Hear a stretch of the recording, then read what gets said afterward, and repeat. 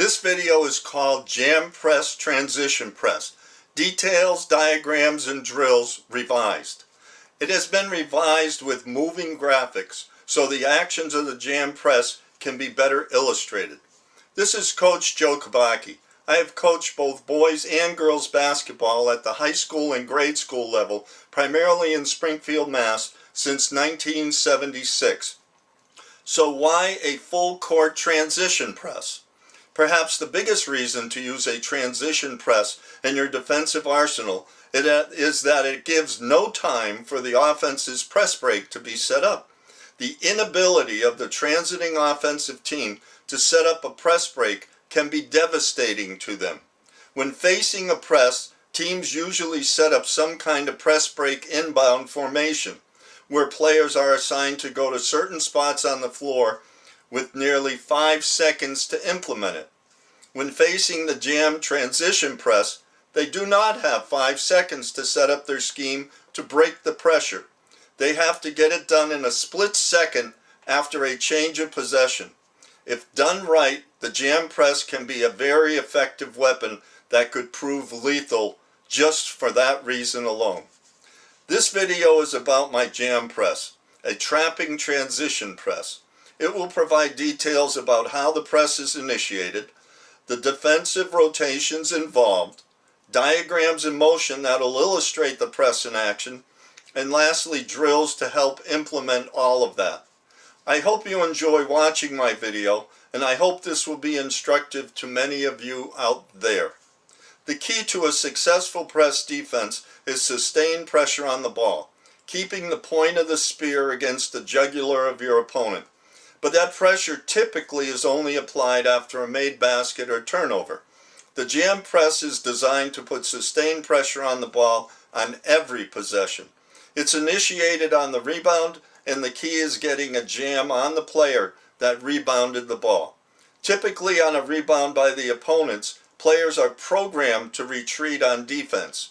With the jam press, the mindset is to attack the rebounder, with at least one player who is the closest to the rebounder. The goal of the jammer is not allowing the rebounder to turn and outlet the ball.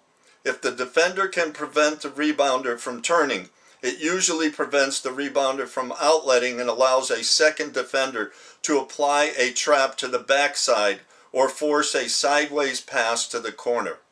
It also slows the offense's transition, allowing the defense to establish pressure and trapping. This jam press can be used as a one-and-done press, or it can be used to create constant pressure and set up multiple traps in transition. There will be times when the rebounder successfully outlets the ball up the court. When that happens, regular rules for pressing apply. Get back as fast as you can to beyond the level of the ball now. However, if the rebounder is held up by a jam or a trap, then the press aspect of the defense kicks in.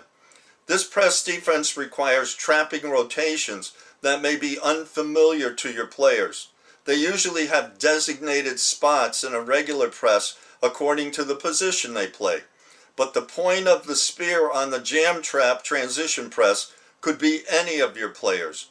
When a shot goes up, the jam responsibility goes to the player closest to the rebounder. In a regular press, teams also tend to put their 5-player back as the goalie. But in a jam transition press, the goalie could be any of the guards.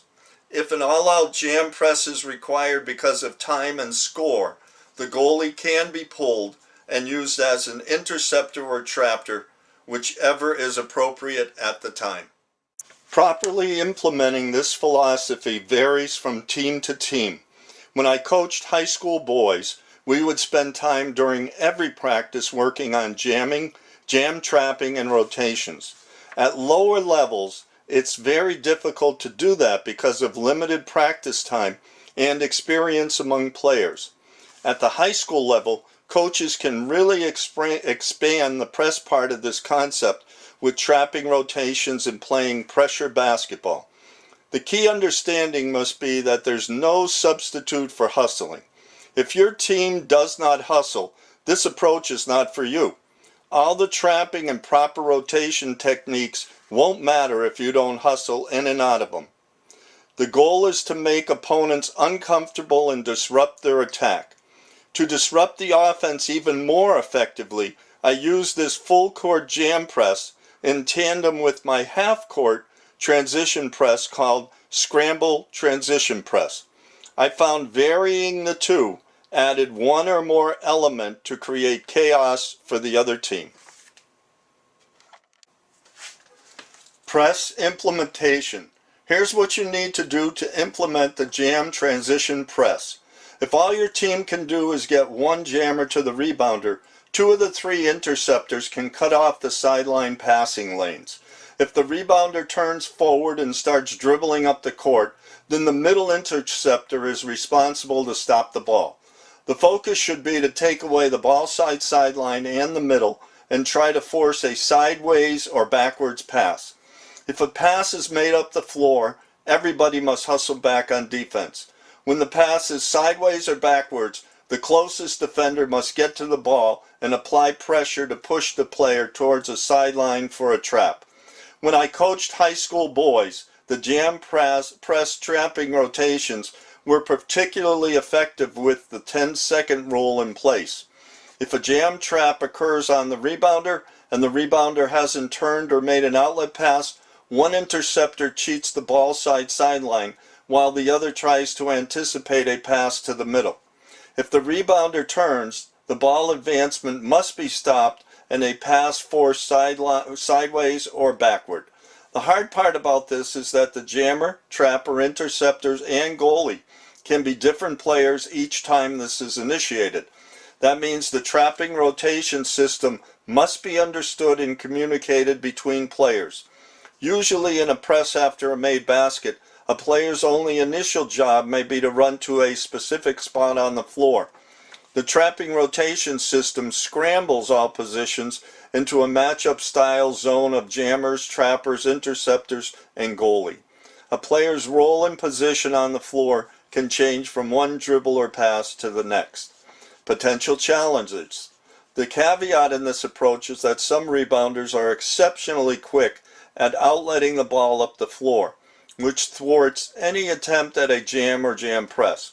Your team could become good enough at the trapping rotations that you could still deploy the transition press part of the defense, perhaps a trap at half court before retreating, but it becomes much more vulnerable to a fast break without the jam. Even so, with that risk, just switching your mindset from retreating to attacking, the rebounder allows your trappers to be quicker to the jam. It also makes your interceptors more aware of passing angles and their place on the court in conjunction with ball pressure and trapping angles. The jam trap transition press can be a useful defense to any coach on most transition possessions. There should be no need to wait until after a made basket to apply pressure. You can implement pressure at the get-go, increasing your chances of forcing a turnover. That's especially helpful to undersized quick teams. This press could be your ticket to competing against bigger players. You can catch them at their most vulnerable, forcing them to dribble or pass out of pressure against faster players. If you count on defensive rebounds against a bigger team, it usually doesn't work out. No coach likes to see 3, 4, or even 5 consecutive offensive rebounds against their players. It's extremely disheartening. With the jam press, transition press, you develop an aggressive, competitive mindset. That can make all the difference. The next segment is the drill Jammin' in a Cage. It is a progression of 3 drills. 1. Jammin' in a Cage Basic. 2. Jammin' in a Cage Designated Middle. And 3. Jammin' in a Cage Deep Diagonal Middle Cutter. Jammin' in a Cage Basic will help develop the rotations between the on-ball defender, trappers, and interceptors while they move quickly and communicate well together. This drill is a 4v4 setup. There is a designated rebounder outletter with 4 jammers, trappers, interceptors versus 4 offensive players, 2 in each corner and 2 at each wing. Once the rebounder is able to successfully outlet the ball to any of the corners or the wings, he steps off the court. Right away, a huge key for the defense to defeat the offense is to get an effective jam or trap on the rebounder, causing a weak pass. The next progression includes a designated player on the middle spot marker. It features 5 offensive players versus 4 defenders. It will help develop the interceptor awareness of denying the middle pass while being able to not only defend the sideline offensive player, but to get there right at the moment of the catch attempt. It will also develop the defender's anticipation skills. Because the defense is at a bit of a disadvantage, it forces them to find ways to adjust, adapt, and overcome. With a dedicated middle player, it mimics, in a way, a 1-3-1 press break offense. Again, there is a designated rebounder, but once he outlets successfully, then he moves to the middle spot marker to become the 5th offensive player. Lastly, the third progression in the drill set is jamming in a cage, deep diagonal middle cutter. This pits 4 offensive players versus 4 defenders. In the first and second drills, there was no movement between spots. In deep diagonal middle cutter, the only time the cut to the middle is allowed is when the ball is directly diagonal to that player. This mimics in a way a 1-2-2 press break. It makes the defenders be more aware of that middle cutter coming back to the ball. Communication is huge in that regard. The drill starts the same as before, with a designated rebounder outletter who steps off the court after successfully passing the ball to an offensive player.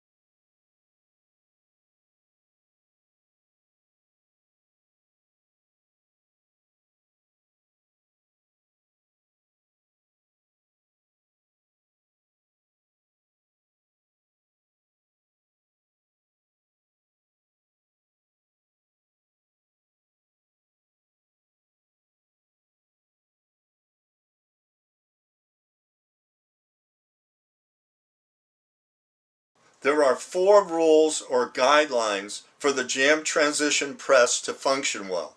1.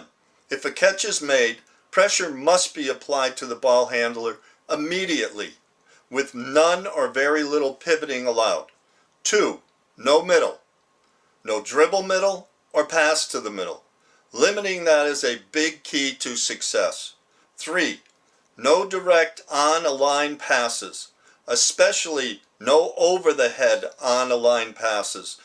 Defenders on dead ball handlers should always keep one hand high to discourage that pass attempt. Also, getting in their grill to force a back pivot is usually effective if you step up into the space they've tried to create. Cross-court high and weak lollipop passes are always the preferred pass from the defensive point of view. And 4, hustle, hustle, and hustle some more, especially when the ball is in the air. It's amazing how many turnovers can be caused by getting to the receiver just as the ball does. I call it getting a case of hot potato hands. I hope you enjoyed and can benefit from my video. May the Jam Press be with you.